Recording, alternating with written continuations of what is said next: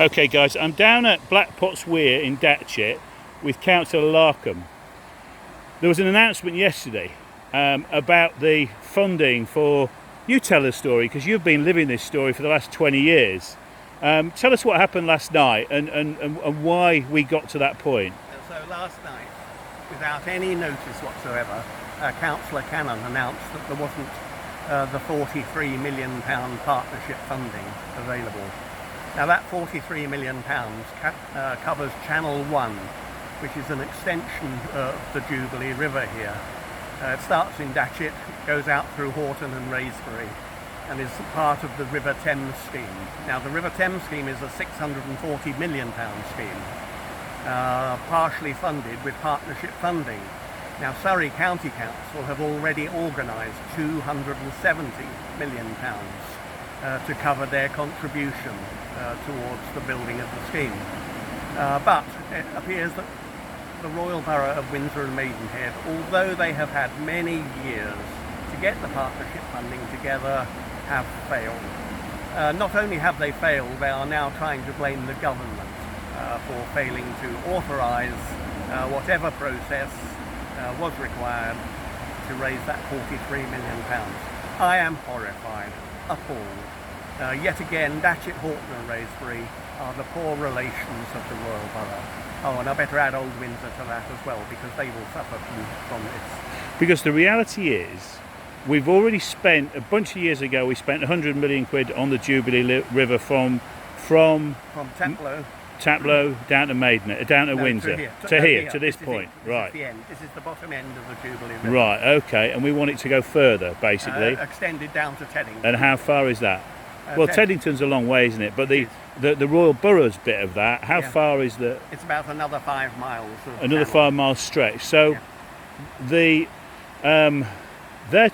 are talking about getting on with it anyway, aren't they? Correct. They're bit in Chertsey. So they're getting on with their bit. So what will that mean if we've got part of the, if there's a bit around Datchet and Wraysbury that isn't covered? Correct. What will that actually mean for residents? We will get wet more often. Right. The probability of flooding will increase. Yeah. It's crazy because you're saying here, in this very spot, when it floods, it comes right up onto here, up to the top of that little hill there. Correct. So you reckon that's about 2.5 metres or so? It is about 2.5 metres. Yeah. And that's with that's with measures in place. With the current measures in place, and in what you might call not a bad flood. Right. It's an ordinary flood. Yeah. We flooded twice here in 2014, and that isn't even mentioned. People try to forget it. So we flooded here 1947, lots and lots of near misses, 2003 underwater, and twice in 2014. 2007 summer flooding, which extended across the country, wasn't too bad here. Yeah. We were just on the edge. So if we look at it in reality, the Cabinet made a decision in 2017 and agreed that they would do their best to find the funding. Correct. Essentially, that was what they said. Correct. But they don't seem to have done an awful lot about it. Correct. Not only that, they've hidden whatever they have or have not They haven't done. shared information. Correct. And you've asked it as a councillor I have asked for of it repeatedly. the Cabinet, yes, when they have failed to provide that information. Correct.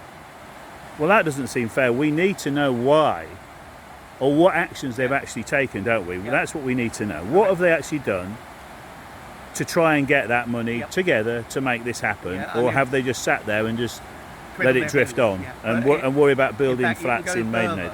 To the best of my knowledge, there are a number of alternatives, and I would like to see that they have properly investigated all the alternatives for providing that £43 million partnership funding.